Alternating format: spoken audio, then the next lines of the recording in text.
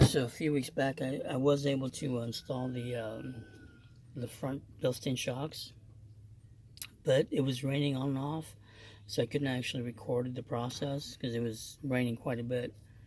And I'm going to be the first guy to admit that this was actually difficult. It was not easy. Getting off the stock shocks, that was very difficult because they'd been on there for so long that the nuts there was it got to a point where I could no longer turn the nut. So I did have to use a grinder to cut it off, cut the shaft off, and then slide the shock out of the way. That in itself was the most difficult part. But getting these on, uh, getting the shock up, raising it up to where I could, bolt it onto its bracket. That was the most difficult part because there's very little space under here, even with the tire out of the way.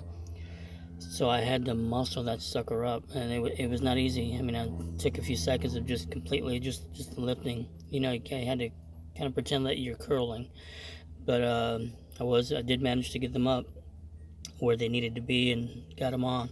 The only problem on top of that was Bilstein. They don't actually make shocks for this truck. I mean, technically, they're not really. These aren't made for this truck. Uh, and the difference between this shock and the shaft is a good inch longer, and obviously these are, at least that much shorter. So these bushings that I got, the bottom one, the bottom portion of that bushing is the entire thing like this. The entire thing is on there, nice and wedged and tight. But they're so thick that if you can see that, that's how much space they take up. And there's no way I can get that whole thing and bolt it up, thread that nut on there. There's just no way.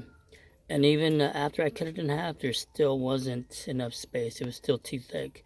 So I was left with using the top portion of the original bushing and the washer until enough time passed that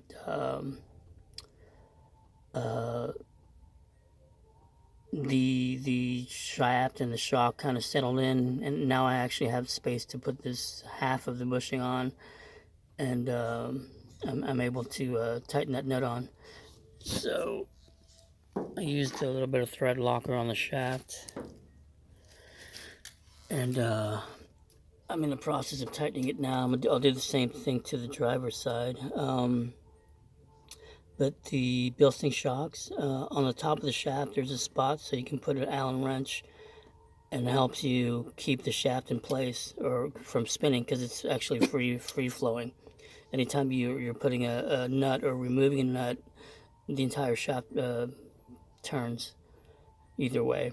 So this design actually is kind of convenient that it's there to help you keep the shaft from moving. So I'm gonna set up a phone on the tripod, and I'll start tightening this nut on. I'll be back.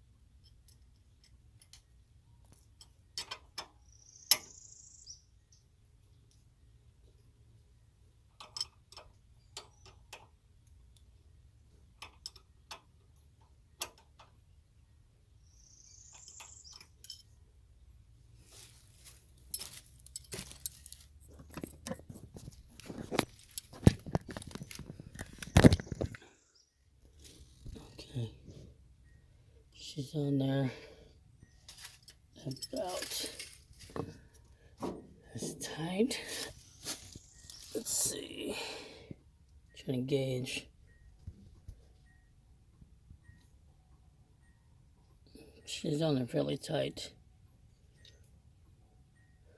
And again, that thread locker will help that out a lot. But yeah, these so the combination of these tires, I mentioned before, I got them from my nephew, and they actually went to were going into his Camaro, but he didn't need them, or he wasn't even using them at the time, so I just bought them off of him. So the combination of these tires, I mean, this ride is so much smoother. Installing the power steering, and then these bushings, that made such a big difference in the how the truck handles and drivability and all that. It no longer feels like a vehicle from the 80s. If you had driven this thing, if you've driven a vehicle from the 80s, or a vehicle that has no power steering, you'll know what I'm talking about. It's such a complete difference. But yeah, the ride is so much better. But yeah, I'm gonna go ahead and do the other one. I won't bother recording it because that's, just time consuming, and I hate making long videos. But yeah, I just wanted to share that little bit of info or update, and I'll see you.